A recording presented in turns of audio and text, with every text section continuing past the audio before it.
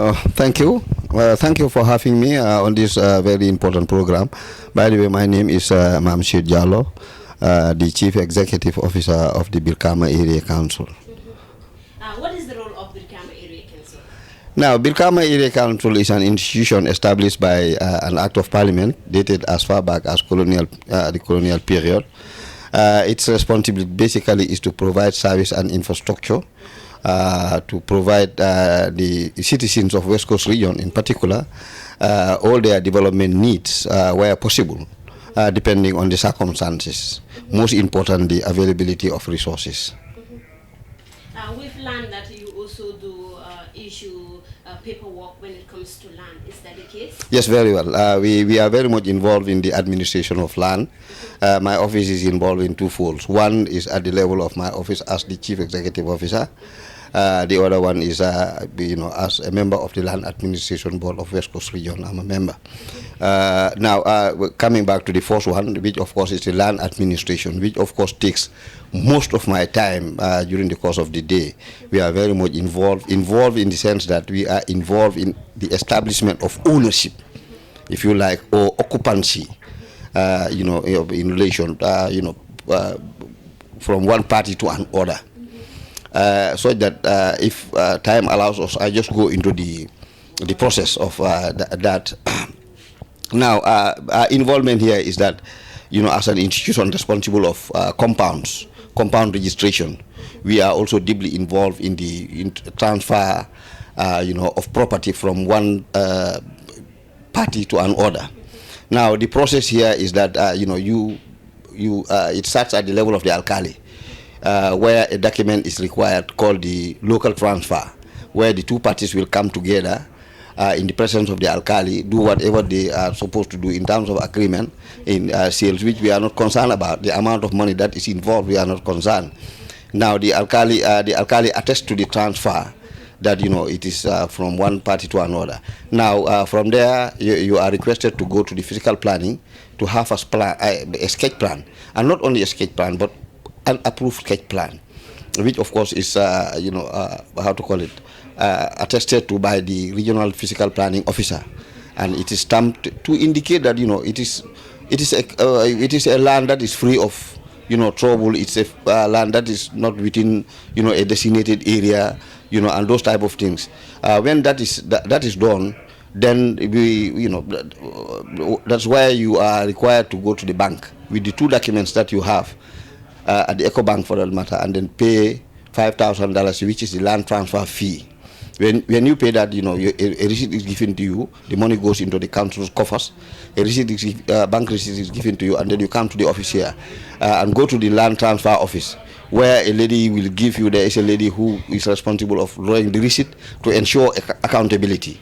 A receipt is drawn for you, and then the other lady will input all the information in relation to the transfer, from one party to other, which of course will contain the information in relation to the land, the location, the size, and everything, telephone numbers, and then the two parties that are transferring with their witnesses. There is a portion where the alkali is supposed to sign, and of course the chief, and then the chief executive officer to approve, and then the chairman will endorse. That form will be retrieved and given to you. All right, in its numbers, 5 or so. Then you go to the parties. The parties will sign, as I said. They get the chiefs to sign and the alkali. Then you go to GRE. You are obliged to go and pay your sales tax or whatever capital gain tax name you give it. All right, you go and pay your capital gain tax, and then come back to the council for the CEO's approval. Now, when you come to the office here, this is why I call SIRAT. Because we always want to make sure that, all that is required as far as the land transfer requirement is adhered to. We have to ensure that you pay your rates. We have to ensure that the party that is transferring, the identity of that person is attached. If it is an institution like real estate, we don't ask for the identity, we ask for the registration of the land, the real estate. All right, when that is all is done, we look at it and see that everything is attached. Then that's the time that it is approved. And then, how the copies are distributed. where the alkali will have a copy, the chief will have a copy.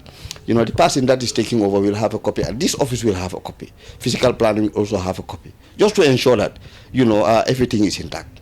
So as far as we are concerned now as a council, the strategies we have put in place has significantly reduced the dubious activities that have been happening, in terms of land transfer. So basically, that's the process. Yeah. From what you've said, I learned that it's like an individual have to pay $5,000 to Yes. get all the paperwork. Yes, very well. How about in a case wherein the alcalde sell one plot of land to multiple people? No, in fact, that is why we don't accept any payment unless and until you have an approved plan. Because what we take is that the physical planning, being an institution responsible of plans, for the country, should definitely have record of whichever land is already occupied. All right, so that we do not expect two people, as it used to happen. Two people to be given that green light to own or to occupy a particular land. So I don't think that if it is happening now, it's very minimal. I have not got that report since I took over this office for the past 4 years. The process I am telling you, incidentally, I am so lucky that it's a process that I introduced myself here in the 1995 when I was newly appointed as CEO of this council prior to going to the country. So is it that individual fee and then real estate fees are different? How much do you charge for real estates? There is no difference. There is no difference in what we charge. The land transfer, as far as the council is concerned, is $5,000, regardless of who. You see, you've just made mention of something that's very important, and that's the real estate. Let me say that it's very unfortunate that the council does not have that relationship or partnership or cooperation deal, or MOU, whatever name you may give it. That is, that would have looked like that relationship between the council and the real estates, which is a very unfortunate situation. I said it and I always say it. We do understand it's of recent, not quite long ago, that I came to know that there is an umbrella body, called AREC or whatever that name. I just saw it on TV. I was so pleased, and I never knew that the number of real estate dealers were so much. I was just thinking that they were 5 or 10. On the whole, they are in their tens. So that's why we are treating them just as any other individual. So that's it. So it's kind of confusing if you say like you don't have any connection with the real estates agencies, because we've received information, separate information, that your staff are the richest people in the Gambia because within 2 months they build mansions. In other words, simply because it's like they do accept bribery and corruption from real estate agency. What is your take on that? No, I think the answer to that, I don't have an answer to that because that is people's guess. You see, let me make it very clear. The physical planning is a department of government. All right. As far as the council is concerned, we just employed technicians. All right, physical planning technicians. We thought the physical planning department, as an institution of government, is not well equipped in terms of technicians. So we thought, as an institution, we should be able to increase or support the department by employing those people. All right. When they are employed, now they are attached to the physical planning office. They work with the physical planning office, although the council pays them. But all the service they are done, they do, are coordinated by the physical planning officer. So that they take briberies and those type of things. I don't think I have an answer to that because that does not affect the council, nor does it affect our this thing. So it's something that I don't know anything about. We've seen that land dispute cases is alarming in the Gambia. It's skyrocketing. You were hearing one incident from another. The likes of Faraba, Tanene, and days back I went to DN Village. Those people are also having the same issue. What do you think is responsible for this? I think the answer is very simple. You see, we don't here in this country. We don't have diamond. We don't have gold. We don't have anything. So basically, what we have is land. All right, that's the asset. That's what we have. I always refer to land, especially in West Coast, particularly in West Coast. Land is now diamond. Land is our goal. You see, before today, land was nothing absolutely. I am a witness to that. Then when you are in need of land, you just buy kola nuts. Now it has turned to become an asset, and that is why there is a lot of dispute. I'm not sure whether I will be correct to say, but I think that is also a contributing factor. The traditional landowners, have now realized that land is now diamond. So maybe they have at some point they have given out land free of charge, and now they know it is something, and they want to turn back. So do you think that is appropriate? You see, all land belongs to the state. I don't think that is appropriate, but it depends on the circumstance. Let us be very clear here, and let us be very careful as to what we, advocate for. I don't think if it is done in an other manner, it's not correct. If you give out something, it is already given out. You cannot vomit and eat your vomit again. I don't think that is proper for an individual or a human being. But then again, sometimes it is very complex. You need to know the arguments. You need to know the basis, the rationale, behind these arguments. Why people are in dispute about land. They are different. I told you much earlier on that I am a member of the Land Administration Board, and some of these issues, they come before us, which are sometimes it is not between the individuals. It is between the communities, village and a village, or a kabilo and a kabilo, and sometimes it is very complicated. So there are a lot of reasons and factors responsible of the disputes. We could talk about them from here up to tomorrow, because we have a file full of complaints, which of course are all about land, disputes on land. So they are numerous. Yeah. That will bring me to my other question. You say it can be kabilo to kabilo, or village to village. In the case of Babylon and Makumbaya, we've seen that case also. You see a particular land in between Makumbaya and Babylon, and then the Alkali of Babylon will sell half, the other Alkali of Makumbaya will sell half. So how was the case? What was the outcome of Makumbaya Babylon case and land issues? Now, the name you've just mentioned, for us, as far as we are concerned, as an institution, we don't know anything about the existence of what is referred to as Babylon. We don't have it in record. We don't have it as a village. All right? What we have is, Mandinaring, and those villages that are there. But Babylon, we don't have it. We don't have Babylon. That is very clear. So to you, it sounds like Babylon is not existing. No, Babylon is not. As far as the council is concerned, Babylon is not existing. The argument is anybody's. We understand that they have gone to court, they have gone here and there. There are a lot of disputes. In fact, it came before the Land Administration Board. We don't have the records to say that it's existing. Because the where you can get it is from either the area council or the Ministry for Land, Regional Government and Land, who also do not have it as a settlement. There are a lot of arguments given that it used to exist, and at one point it was revived. But that's why the multi-million dollar question is. Was it legally revived? How was it revived? How did they go back to settle there? I have no argument in that. But my question here, my worry here is that, was it done accordingly? And more of the reason why government as a government is saying that it does not exist. So the government is saying that it does not exist, you don't have it in your record. So what step are you taking towards that? Because they have been selling land to people, cases have been coming.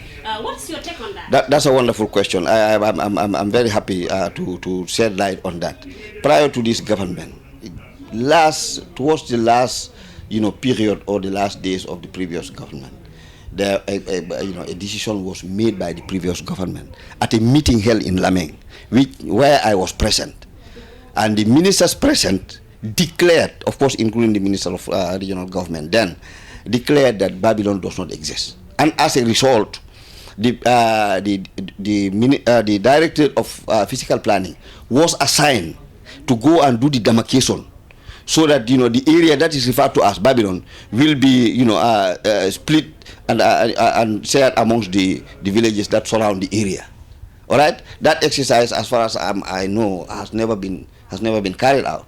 But the decision that it does not exist is still what is with this present government. All right, so that's it. So how about in the case of Makumbaya? Does it exist in your... Makumbaya, we have Makumbaya as a settlement. Okay. All right, as a registered settlement. We have Makumbaya as a registered settlement, and the alkali is legally appointed, and that's it. Yeah, but Babylon we don't have. Okay, so we've seen the issue of land. As you said earlier on, that Babylon doesn't exist. We've seen other villages, other communities. The people have been experiencing chaotic experience because of land. So, what do you think can be the solution towards eradicating land disputes in Gambia? I think the solution is what we are doing now. We are making sure that we put in place strategies, we put in place conditions that will ensure that the buyer gets value for money. You see, all that we are doing here, all that I am insisting on the council, on behalf of the council, is to ensure that the buyer is protected.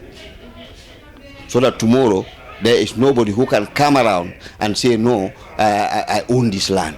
Especially at the level of the family. When a family land is sold, that is normally where the problem is. A land that belongs to a family and is sold by either an individual of the family or a group of people, from the family, with the exception of one or two. At some point, somebody, family member can come and say, I was not aware and this thing. So that is why, let me be very clear here. That's why it's in two folds. One, if it is a family member, we always want to make sure that, all the family members, attest to that by signing the agreement and putting a photocopy of their identity, so that tomorrow they cannot come back and say, no, I was not, because we have everything in record. And where the courts and the legal institutions need information in regard to that, we give them first-hand information, primary information, and not secondary. By extension, where a land that belongs to a person, a deceased person, we always insist that regardless of what, let it take the inheritance process. As far as I am concerned, I don't accept that. Any land that comes before me and it is clear that the person that owns the land is no more, I ask you to go back and take the inheritance process, be it through the Muslim way or through through the Qadi, or you go to curator's office. All that is geared towards making sure that whenever somebody buys land, you buy it value for money. You are protected. So as far as I know, since we started putting in place these strategies, the issue of problem of land definitely has minimized, especially West Coast, which is the hotspot of land disputes. Given the circumstances, as I said earlier on, that here is where you find land as more than diamond or gold. So we've seen that real estates are too much in the Gambia. Anywhere you turn, you see real estate A. Anywhere you turn, you see real estate B. And then people have been scammed. People have become victims of real estates. So what advice do you have for people when it comes to buying lands with real estates?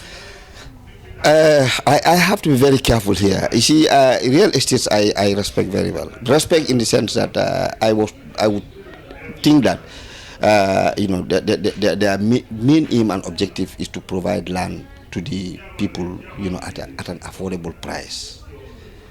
And by extension, they should be contributing to national development. And that's why I respect them. But again, on the contrary, their acquisition of land is something that, should be looked at. You go to, a family. In most cases, that's what happened. They are given an offer, which, if you look at it from the monetary point of view, you think that is huge, when it is nothing. The next, even if it is in millions, the family, if they are not lucky to be able to manage that funds, in the next 1 month or so, the money is finished, and they end up, loitering around without anything to rely on. So I think the real estate dealers, have a responsibility to assist while they go on the negotiation, to assist the families. Let them not take advantage of the fact that they are desperate people. Sometimes it's as a result of desperation that people sell out their lands at, nothing.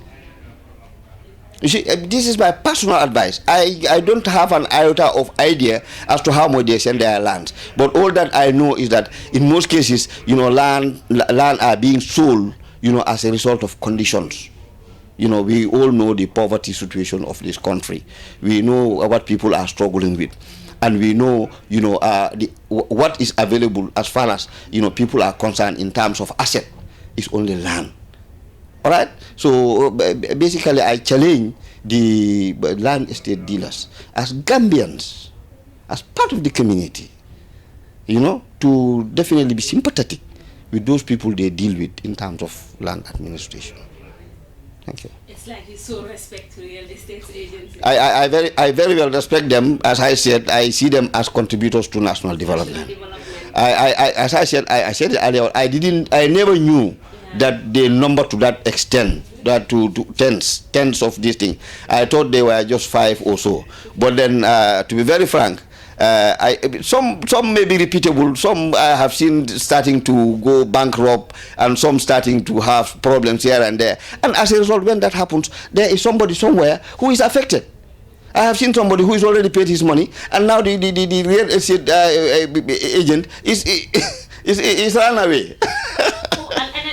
And which real estate? I don't know which one. I don't know which one. But the guy came here and he was complaining. I said, no, we don't have the relationship with them, unfortunately, and we don't have record of it.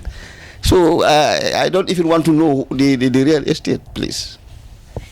You don't want to know the real I really do not want to, because I have respect for them. So you have respect for them, so you don't want to share that? No, I want to share that, but the fact of the matter is that it's not within my domain. All right, I don't want to be here to be castigating and criticizing people. It's not a matter for this council. It is a matter for the individual, because when they were dealing with the real estate, we were not present. So if you have a problem with them, then you should.